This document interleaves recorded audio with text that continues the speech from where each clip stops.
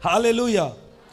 आज हम सीखेंगे स्तुति आराधना क्या है। हम लोग स्तुति करते हैं, गीत गाते हैं, आराधना करते हैं, नाचते हैं और दिल की गहराइयों से हम सब तारीफ करते हैं, उसके किए हुए कामों का बयान करते हैं अपनी जुबान से। हालेलुया।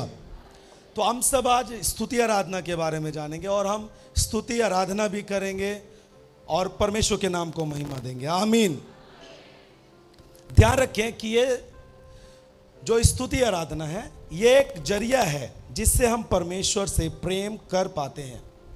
ये प्रेम करने का जरिया है, प्रेम को गहरा बनाता है स्तुति आराधना, क्योंकि इसमें हम कुछ व्यर्थ नहीं बोलते परंतु हम उसी काम का बयान करते हैं जो हमारे परमेश्वर ने किया है, हमारे जीवन में किया। बाइबल में बहुत सारे गवाहियां हैं कैसे परमेश्वर ने इजरायलियों को छुड़ाया, कैसे समुंदर के बीच से उसने रास्ता बनाया। उसने रास्ता दिखाया नहीं परंतु रास्ता बना दिया। रास्ता दिखाने का मतलब कि आप कहीं पे जा रहे हैं और पूछें कि हमको यीशु आश्रम चर्च में जाना है, तो आपको कोई बोले सीधा सिविल लाइन जाइए, सिविल लाइन से कौड़ियार जाइए, कौड़ियार से 3-3.5 किलोमीटर आपकी दाहिनी ओर एक रास्ता पड़ेगा, आप पहुंच जाएंगे।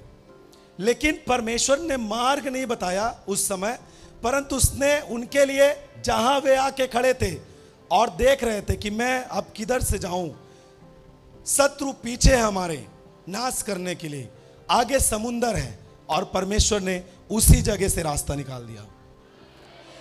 तो इन सब कामों का हम बयान करते हैं स्तुति आराधना के जरिए। हालेलुया। यह एक जरिया है परमेश्वर से अपने प्रेम को बढ़ाने का। यह एक जरिया है कि हम अपने परमेश्वर को प्रेम कर पाते हैं। आराधना लिखने वाला व्यक्ति अपने परमेश्वर के लिए प्रेम पत्र लिखता है जिसमें वो अपने जीवन को, आपने बहुत सारी आराधना सुना होगा जिसमें एक लेखक अपने जीवन को समर्पित करता है। प्रभु मैं तुझे क्या दे सकता हूं, क्या ला सकता हूं, तुझे शुक्रिया कहता हूं, तूने मुझे बहुत कुछ दिया।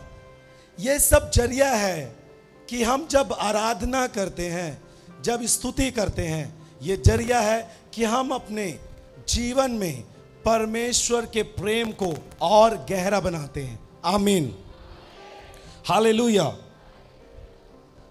और जब भी हम स्तुति आराधना करते हैं गाकर, जब भी कोई भी आराधना हम चर्च में होते हैं, घर पर होते हैं, कोई भी आराधना हम करें, कोई भी स्तुति करें, वो जिस प्रकाशन में लिखा गया है उसी प्रकाशन में हमें उसकी आराधना करनी चाहिए। किसकी? अपने परमेश्वर की। आमीन।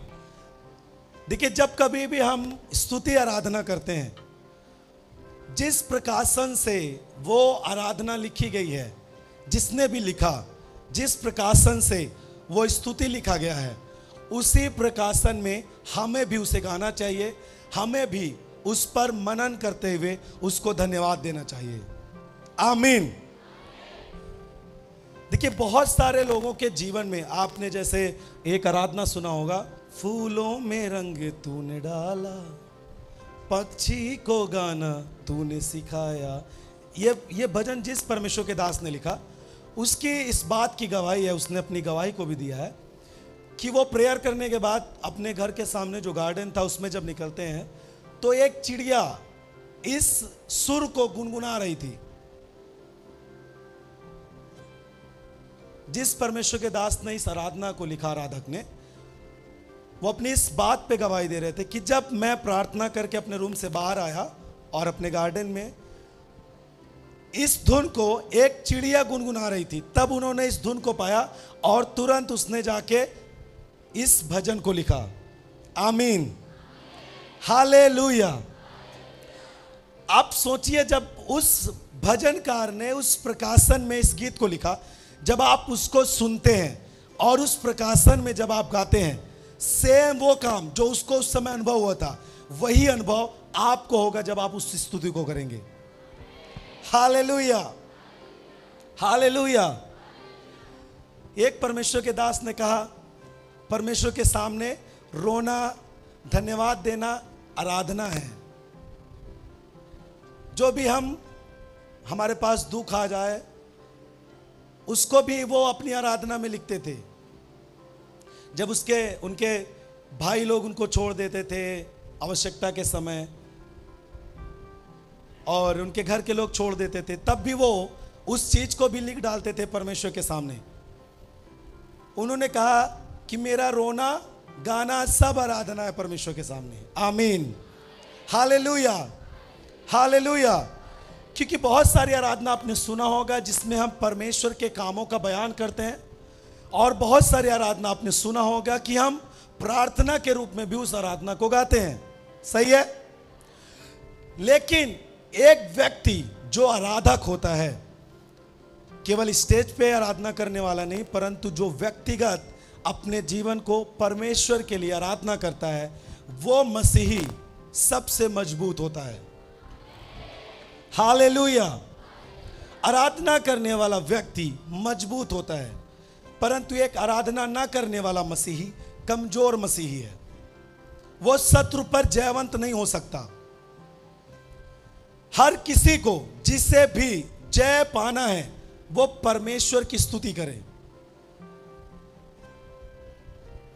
हम स्तुति जब करते हैं तो बयान करते कि परमेश्वर, जैसे हम गीत गाते हैं, सेनाओं का यहोवा हमारे संग संग है, याकूब का परमेश्वर हमारा ऊंचा गढ़ है।